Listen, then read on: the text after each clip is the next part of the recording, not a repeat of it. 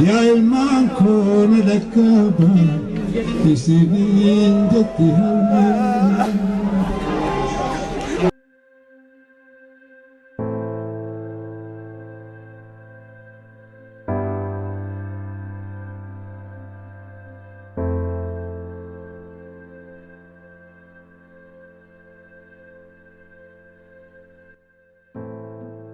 Gadaamisa artii Oromoo taate Harargee ba'aa aanaa jaarsoo lagamiteetti kan dhalate artist Nuhoo Muhammad Goobanaa gama magaalaa Dirree Dhawaatti kan gale ijoollummaa isaatiin ture.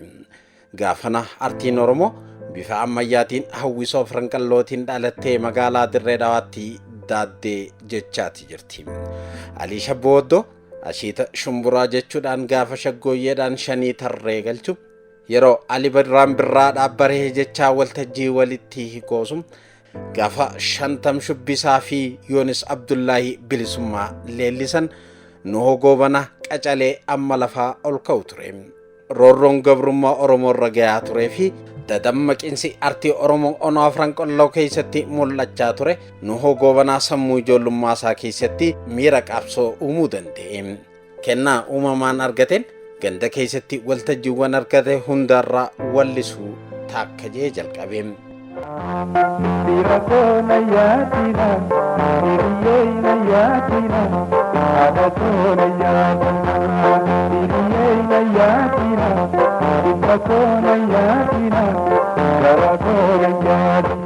Unkurrii artiidha Dirree Dhawaatti dhalate Jabuutittis jalee malee Saudi Arabiyaa Xaaliyaanii hanga Kaanaadaatti walleewwan baay'ee wallisuu dandeetti jira. Waggoottan 40 dabran roga ammayyaatii fi aadaatiin walleewwan dhibbootamaan lakkaa'aman baasee uummata biraan geetti jira. Qabiyyee walleetii fi ergaalee Nuhoo Goobanaa baroota dabre uummata biraan gayaa ture keessaa mee walleewwan muraasa isin yaadachiifnaatii nu faana tura.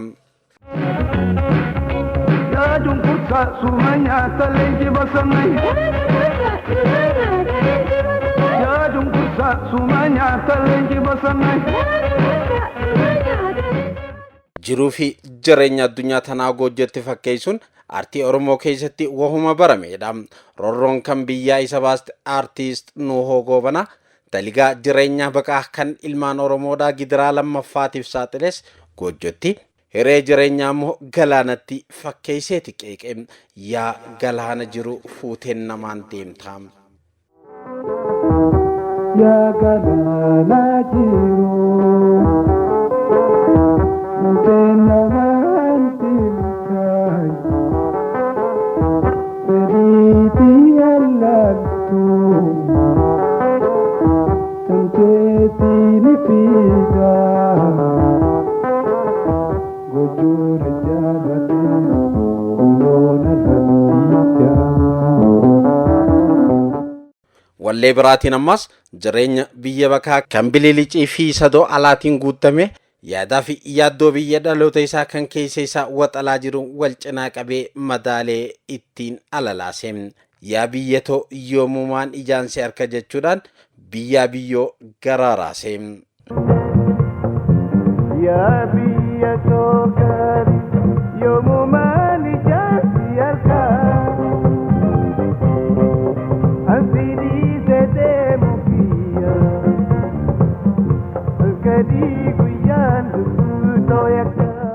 Jireenya isaa kan ijoollummaa yaadachiisuudhaan jalqabe. Gandoota keessa burraaqee biyyee laaqaa taphachaa ittiin guddate. Gaaraa fi laggeen hiriyoota isaa waliin bu'ee bahaa ture. Yaadee halkanii guyyaa hirriiba malee akka dhiphatu alalaase. Yeraan an ijoollee itti taphatu na dura mul'ata inumaan isaanfatu. Mandaroota xixiqqaa Jabuutiitii hamma magaalota gurguddoo Kaanaadaatti Riyaadii hamma Roomaatti rakkoo fi balloo sadoo fi qananii baay'ee argeeti jira. Jireenyi biyyoota badhaadhanii isa hojjetuuf bu'aa dafka isaa kan sooru ta'us Nuhoo Goobanaa biyya ambaa keessatti duroomuu manna biyya too keessatti rakkadhee jiraachuun naaf wayya jee filate. Kanaas walleedhaan hoggaa ibsu.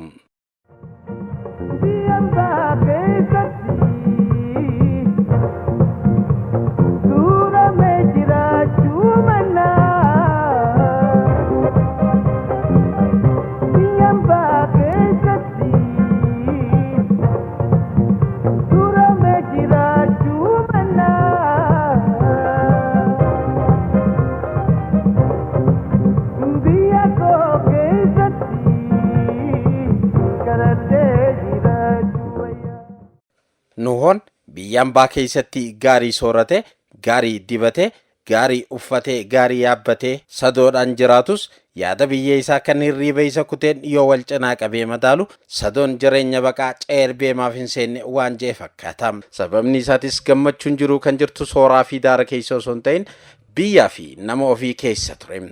Kanaaf gammachuun isaa kan guutamtu yoo biyyaa fi biyya handhuurti isaa itti awwaalamtetti gale qofa. Finfinnati awwaalam teendurtiitiya achirrana wamaachisi harbeendiya Finfinnati awwaalam teendurtiitiya achirrana wamaachisi harbeendiya achi jaaramtee jirti gojoontiya akkas biya to garii biya jatu angkasi kalkuti tolubu waratu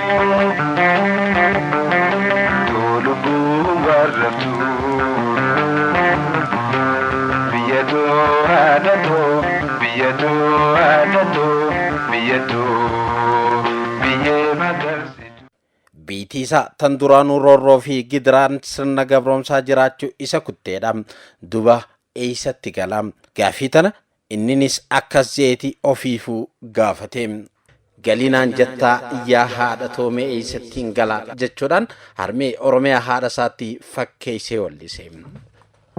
Galinaan jettaa iyyaa haadha toomee eessattiin gala. Galinaan jettaa dhaga Oromiyaan bilisumtuu harmee koodakala. Walleen tun jireenya Nuhoo Goobanaa kan eega Kaanaadaatti hamma gammoojjii Yemanii fi bosona Booranaatti waan akeektee natti fakkaata.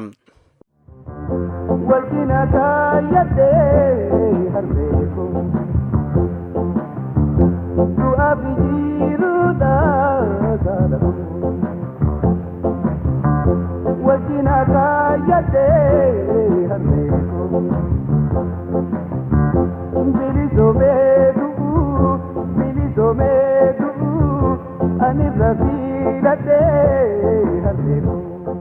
Wallee biraatiin ammas akka jee jaalala Oromoo fi Oromiyaaf qabu ibse biyya ambaa keessa taa'u na dide garaan koo jechuudhaan wallise. Biyya ambaa keessa taa'u na dide garaan koo Oromiyaa isaan bachuu dadhabe mataan koo.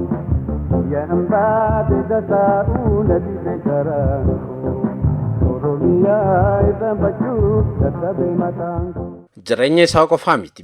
Awwaalchi isaatis biyya Oromiyaa irratti akka taatu hawwii qabu yoo ibsu baay'een imimmaan dhangalaasanii waliin booyaniiti jiru.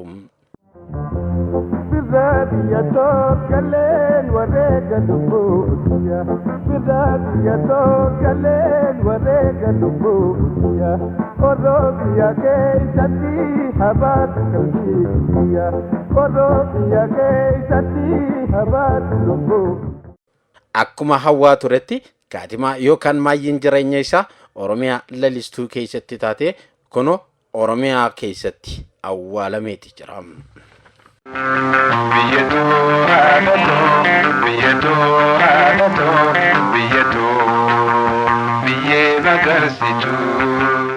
Roorroo fi gabrummaa uummata Oromoo irra ture irraa kan ka'e Oromoonni baay'een biyya isaanii dhiisanii akka baqatan taasise.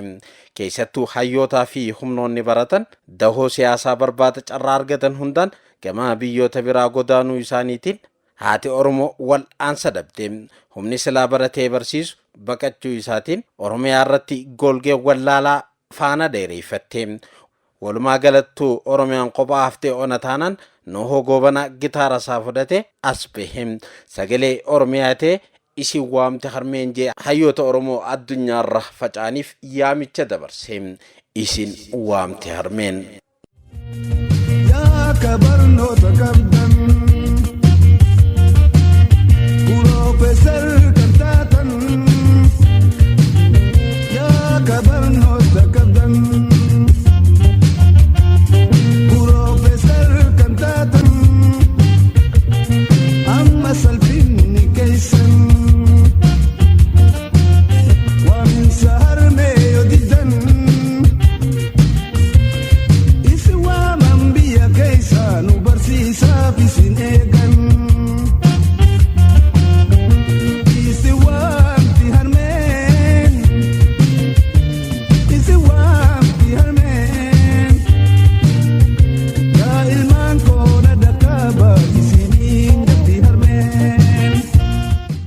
Yeroo mooraan qabsoo Oromoo waxannaa gandummaatii fi amantiitiin adda dhilamaa turtettis summiin qondaaltota siyaasaatiin jalqabamte tun gara hawaasaatti akka hin dabarreef tokkummaa jee dhawwaaqee Oromummaa leellisee Nuhoo Mahammad Goobanaa. Kiristaana Islaamaan nu gargaaru Kiristaana Islaamaan nu gargaaru amantiin sabbaatti akkasiin habeenu kun hojii rabbiitti waaqayyoo faadhiisu tokkummaa tokkummaa tokkummaa tokkummaa yaa ilmaan Oromoo tokkummaa. Garaagarummaan siyaasaa fi ilaalchaa nu gidduu jiraatus madhaa Oromummaa nu gidduu jiruun tokkoomnee diina fuuldura keenya dhaabbate haa ofirraa faccifnu jee yaamicha dhiheesse. Gosa fi kutaadhaa wal filuu haaliitu. Gosa fi kutaadhaa wal filuu haaliitu. Oromummaa qofaan waliifaa firoomnu.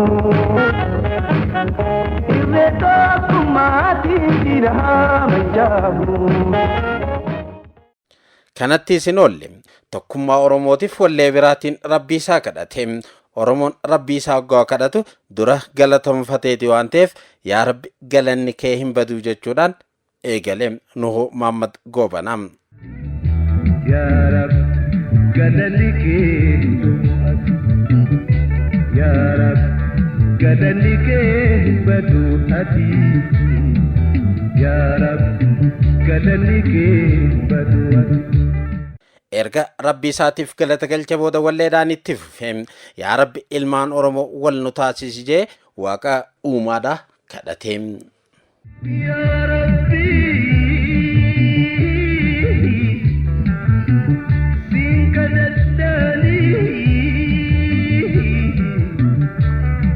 ilmaan Oromoodha yaa rabbi wal na taasisi.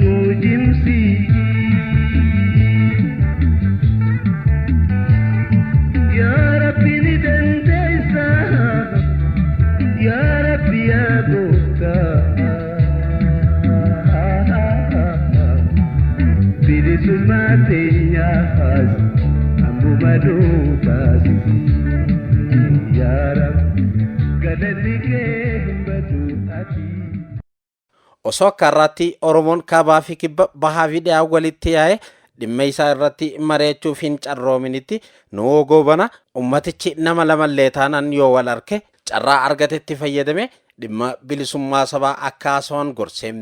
hayyee ja'ati mala wal gaafadhaa jee barsiise. Dubbadhaaka martinuu yaadadhaaka hasawaaka martinuu hasawaaka bilisummaa teenyaaf mala wal gaafadhaa.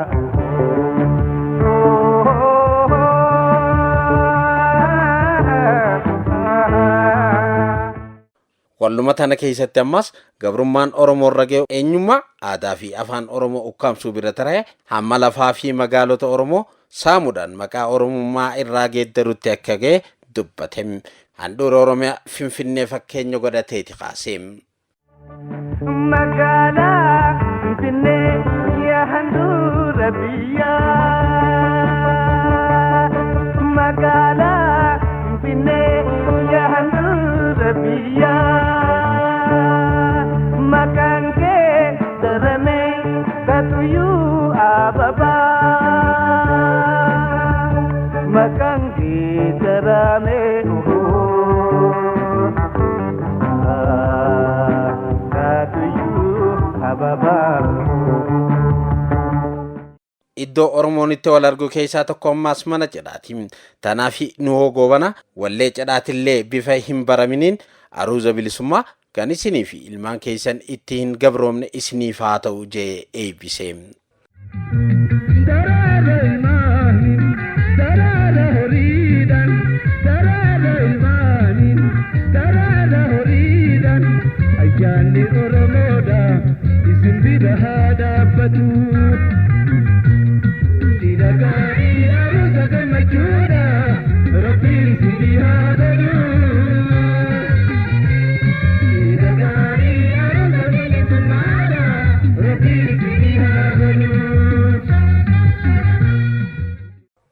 Artist Nuhoo Goobanaa qaqqacalee qarreelee Oromoo dhangoosha marga bishaan afaan jiru dhash lash jee nama hamsiisutti fakkeesse.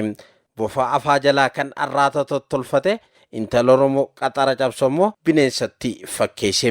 Na duraa sinyaatiin bineensi alagaa jeetii itti hime. Sabboonummaan maatirraa jalqaba waan ta'eef dubartoonni Oromoo hiree garee isaanii murteessuudhaan duratti bitaa fi mirga akka ofirraa laalan gorse. Ababitu marga keessa ababitu marga keessa bareenni kee nama harkisa bareenni kee nama harkisa nawaamaa jirti orma keessa nawaamaa jirti akkas bareedduu Oromoo marga bishaan laga bareedduu Oromoo marga bishaan laga na duraa sinyaatiin bineensi alaga na duraa sinyaatiin bineensi alaga. Leebiraatiin ammas kan komeetii Oromtittii fuudhe yaaddoo fi hiraar malee qalbii takkaan rafa jechuudhaan naamusaa fi taligaa dubartoonni Oromoo bultii keessatti qaban faarse. Oromtitti hirkatee qalbii takkaan rafa. Oromtitti hirkatee qalbii takkaan rafa. Kaalagaa goree. Ina tokko nafa Bontoromo yadan Bontoromo yadan Bona kanke gadin qooda dubartoonni Oromoo qabsoo Oromoo keessatti qabaachaa turan kan ifatti baase wallise eenyu jettee yoo gaafatte Nuhoo Muhammad Goobanaati deebisaa jettu argatta. Ayo kuleya ada Oromoo nadagesa ate kuleya intala Oromoo nadagesa dira wajin dula jiran biya geesa. Haadha Oromoo jechuudhaan maqaa kabajaatiin yaame deebisee baay'ee keessaa muraasa adda duree maqaa isaanii tarreesse. Fakkeenya fudhadhu akka sarduudha dhiigaan barreessite seenaa nu barsiisa. Fakkeenya fudhadhu akka sarduudha dhiigaan barreessite seenaa nu barsiisa. Okkaayyuu yaadataa seenaan Oromoodha. Okkaayyuu yaadataa seenaan Oromoodha. Wallee biraatiinis ammas akkas jee qaqqaaliiwwan ilmaan Oromoo sabaaf wareega kaffalan faarsee maqaa ol kaasee warreen deeratti hafanis onnachiisee gara qabsootti yaase. Kalalisee roobaa galmoo kalalisee roobaa galmoo akka nurraa hin daganneen dubartiin amaanaadhaati jabeessi jee artistiin haqa dubartoonni rabbi birattii fi seera durattis qaban kan wallise Nuhoo Goobanaati. Haadha obboleettii ilmoo fi haadha manaatti fakkeessuudhaan dubbate. Dubartiin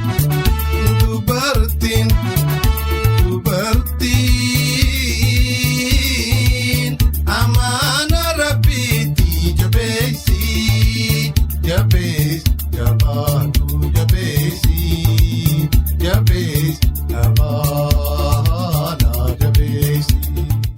Nuhoo Goobanaa yoo jaalala wallisus bilbila jaalalaa onnee keessatti qabsiise miira kajeellaa fi hamuunaa magarsee ija lamaan waliif deemtu walitti mi'eessa. Ansi jaallee yaa lubbuutoo caaltuyyee madda jaalalaatii fi dammeetii yakaasuun ni danda'ama.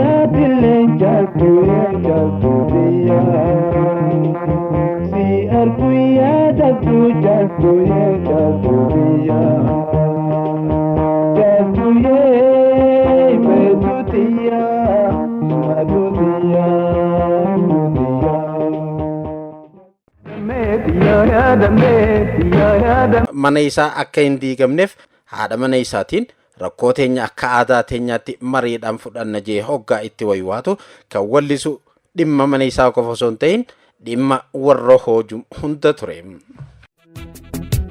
Akka aadaa teenyaa manguuddoo yaamanii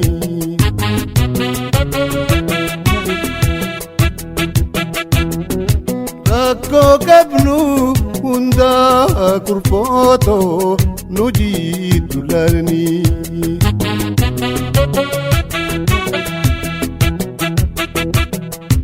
Addaan baasinii si kaatee pooliisa yaaminii.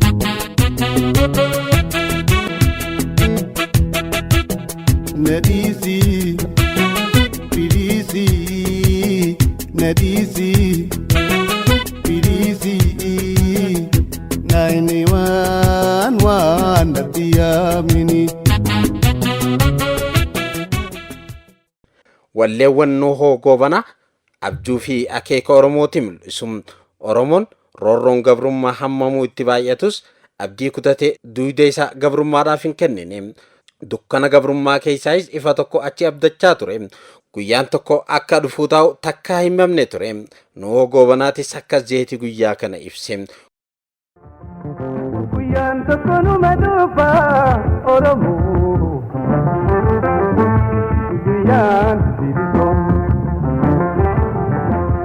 Guyyaan tokko numa dhufa Oromoo. Guyyaan bilisoom.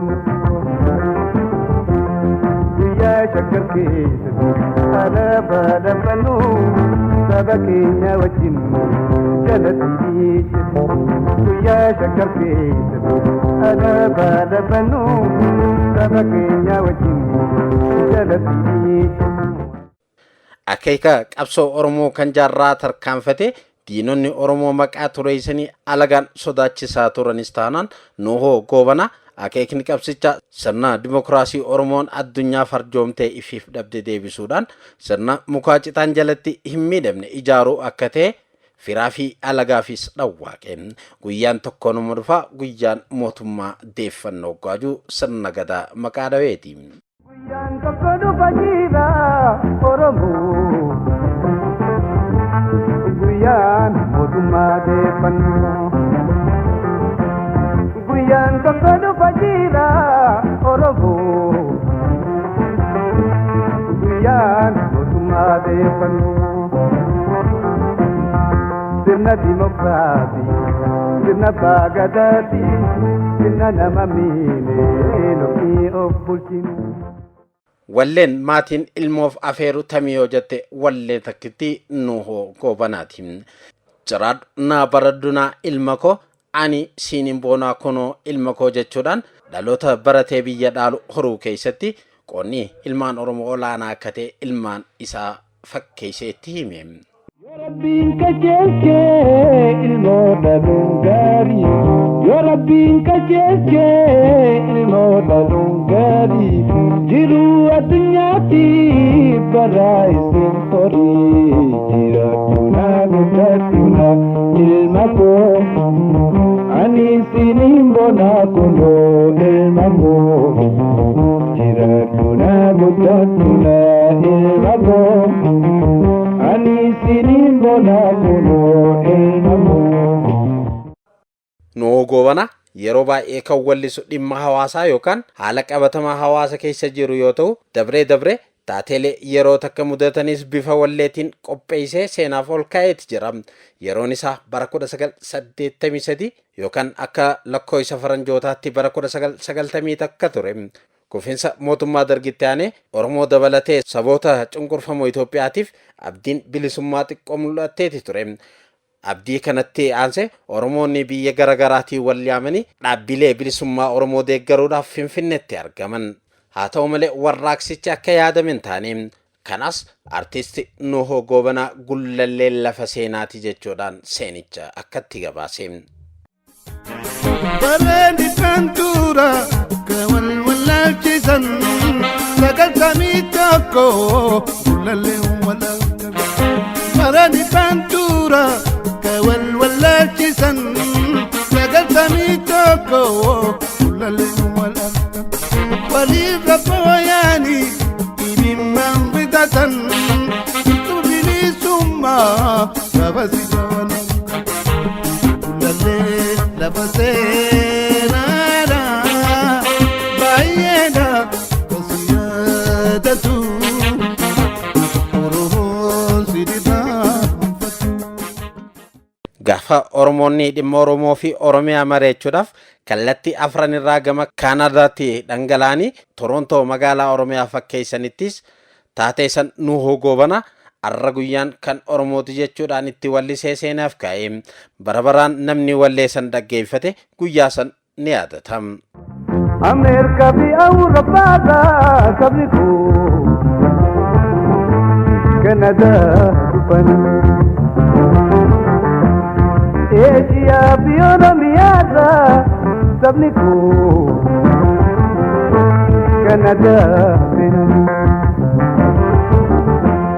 Magaalaa Torontootti teessoo godhatanii seenaa Oromoodhaa mataa bisan.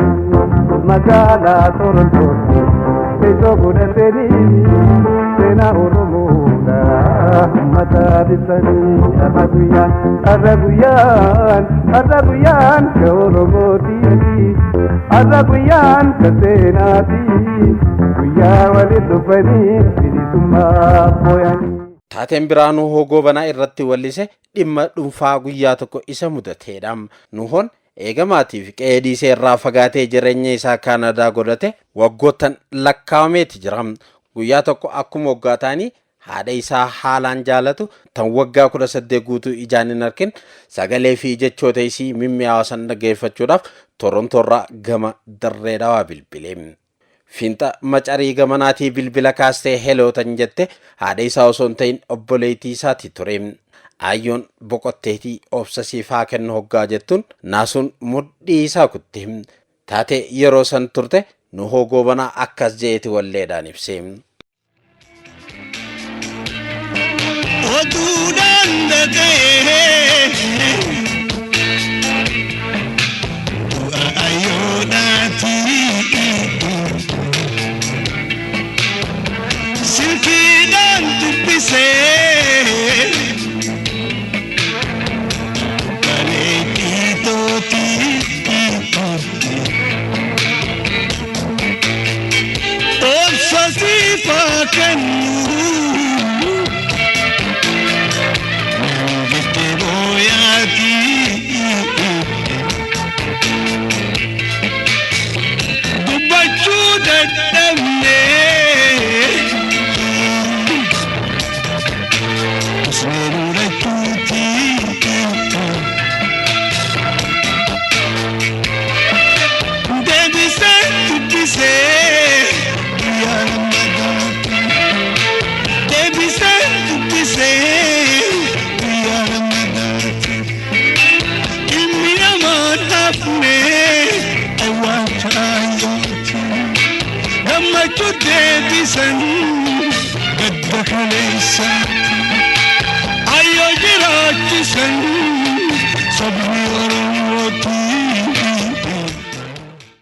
Artiist Nuhoo Muhammad Goobanaa istaayila wallee mataa isaa kan ofiif uummatee ittiin beekamu qaba.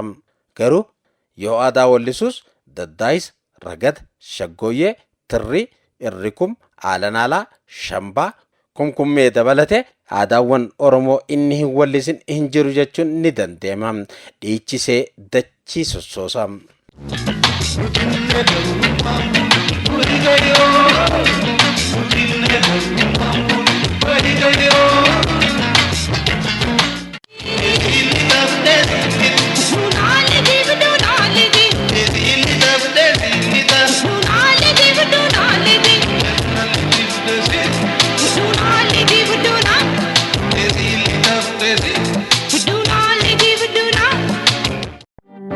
Wasane wasana rogiya wasane to ya wasane to wasane wasana rogi wasane wasani omiya wasane to wasane wasani omi yo karaba usido we ya modurate shitona makemite.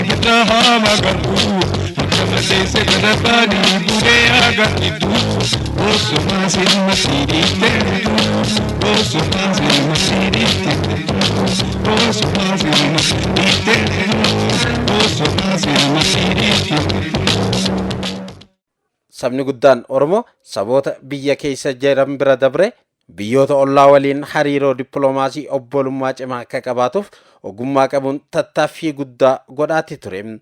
Artii Oromoo fi Somaalee walitti hidhuudhaaf deddeebi'ee afaan Somaaleetiin wallee walliseen alattis obbolummaa Somaalee fi Oromoo jidduu jirtu akkasitti wallisee.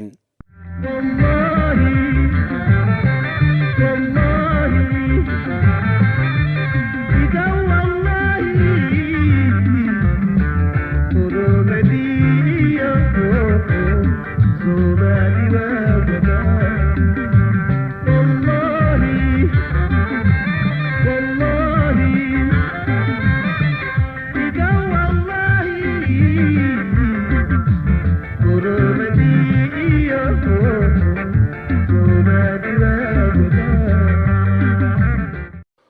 ummata Suudaaniinis Oromoo fi Suudaan ummata obboleeyyanii jechuudhaan qooqa Arabiffaatiin itti hime. Oromo Sudan Akhwan Oromo Sudan Akhwan نحن مخوتنا من زمان Artist Nuhoo Muhammad Goobana goota dhimma fedhe irrattu sodaa takkaan maletti abbaa fedhetti dhugaa jiru himuudha. Yeroo mooraa siyaasaa Oromoo keessatti fedhii umrii aangoo dheereeffachuutiif dureeleen siyaasaa wal nyaachaa turanitti hasaasii ture Nuhoo Goobana dhawwaaqee ummata biraan geeyuudhaan ummanni akka hin burjaajoyne taasise. Akka aadaa Oromootti 8 bulchan malee 80 bulchuu maaliif kajeelan jechuudhaan dureelee siyaasaa dirretti qeeqe.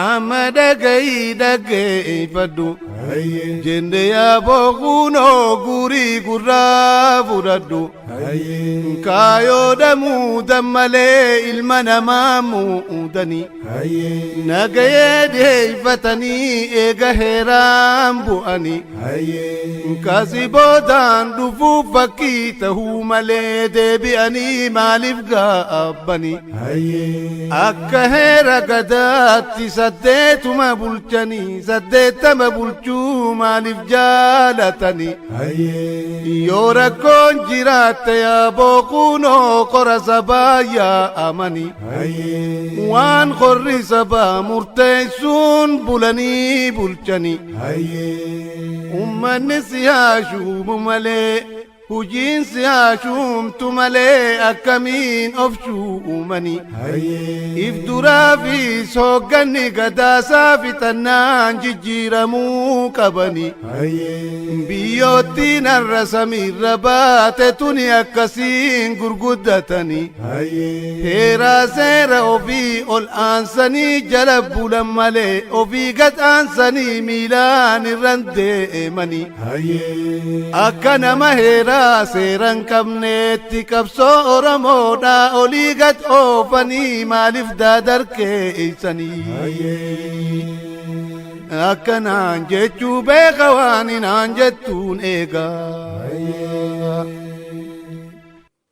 Gaafa wayyaaneen ummata Tigraay dawoo godhatte Itoophiyaa shiraan burkuteessaa turtetti Nuhoo Goobana akka nama haala ammoo uumame raagetti lakkisaa ummaticha hawaasa obboleeyyaniitiin waliin ficcisiisinaa jee afaan isaan beekaniin itti hime. Ilmaan hiyyeessaa shira qondaaltonni wayyaanee shiraniin waraana keessatti akka hin duguugamne itti waywaate. Garuu kan isa dhageenyu turre kun har'a waggaa 20 booda wanti inni raageen oolle. Nuhoon ergaa isaa qooqaa maariffaatiin akkasiin dabarsee seenaaf ol kaa'ee ture. የትግራይ ሕዝብ ሆይ ዓላማችሁ ነፃነት ነበር ምነው ለውጠዋል ከነፃነት ወደ መብዛት መለስ ለውጦታል ከነፃነት ወደ መብዛት መለስ ለውጦታል ምክሩት ኧረ ምከሩት እንዳዋንድ በሉት ከነፃነት ወደ መብዛት መለስ ለውጦታል ከነፃነት ወደ መብዛት መለስ ለውጦታል ምከሩት ኧረ ምከሩት እንዳዋንድ በሉት ምነው መለስ ምነው መለስ ምነው አቶ መለስ ምነው መለስ ምነው መለስ ምነው አቶ መለስ ምነው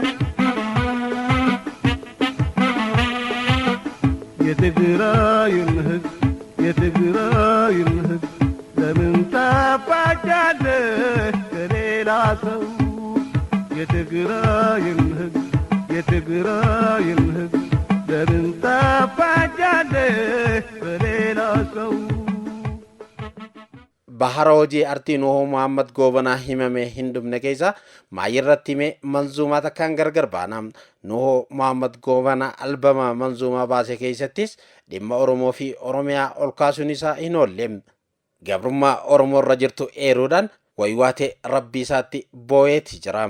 Mee nutis manzuumicharraa xiqqoo isin yaadachiifneeti Nuhoo Muhammad Goobanaa rabbiin jannata naa qananiisu firaa fi aaliisaa akkasumatti ammas uummata Oromoo bal'aadhaaf jajjabina hawwaati sagantaa teenya goolabna.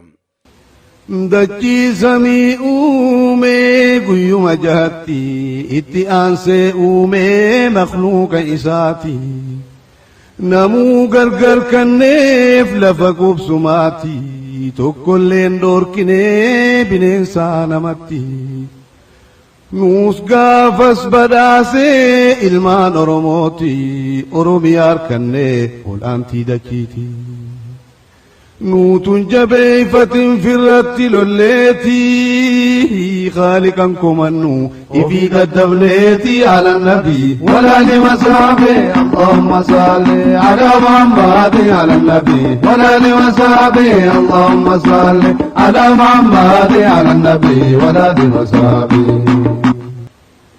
Oromticha ka'a hajji niyyateeti waan qabu gurguree bu'a finfinnetti guyyuu deddeebi'aa biiroo baasaboorti gubboodhaan quncaasan bakka 50 eega harkaa fixan waan deemuun hajjitti Ibaki higamaan awtaalin jedheeti poolisatti diree gaddarban alatti keesootin deebu'u lamuu salbateeti finfinnetti hafa kadhattuu ta'eeti ala nabi walaali wasaabi allahumma salli ala